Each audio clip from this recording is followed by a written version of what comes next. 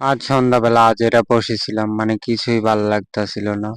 এদিকে মানে কিছুই ভাল লাগতেছে না, কি কমু, জগৎ সংসার মোহমায়া কিছুই ভাল লাগতেছে না। এই জায়গায় স্টুডেন্ট পড়তাছে, সাথে চিরুনি বইসা রয়েছে, হয় কি লেখতাছে হয় জানে। আর ওর বইয়ের অবস্থা খুবই মারাত্মক লেভেলের ভালো।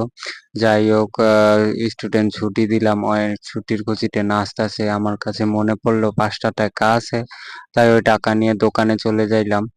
আর দোকানে মানে টাকা আছে, তাই দোকানে যাব, তাই জন্য খালি পায়ে যাইতেছিল, তর সইতাছিল না। আর স্টুডেন্ট ওই জায়গায় নাচতাছে ওর ছুটিতে, একসময় আমিও নাচতাম। যাই হোক, খালি পায়ে হাঁটতে হাঁটতে চলে যাচ্ছে, আবার ভাবতাছি যদি ভূতে ধরে, কিন্তু ভূত নাই।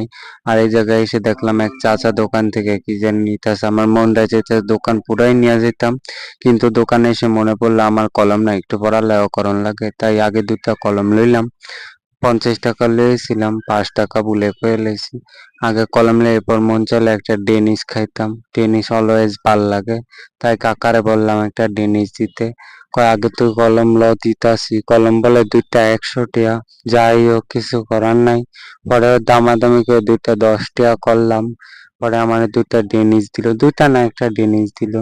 মানে ডেনিস অনেক লেভেলের ভাল লাগে। চাচারে বললাম একটা ডেনিস দেন, বলতাছে ডেনিসের দাম বলে 100 টাকা। তারপরে এই জায়গায় দামাদামি করে 10 টাকা করলাম, 20 টাকার মাল সামানা লইয়া 50 টাকার নোট দিলাম। বাংতির জন্য দাঁড়ায় রইছি, বাংতি দিল, নিয়ে হাঁটতে হাঁটতে চলে যাচ্ছি বাড়ির দিকে।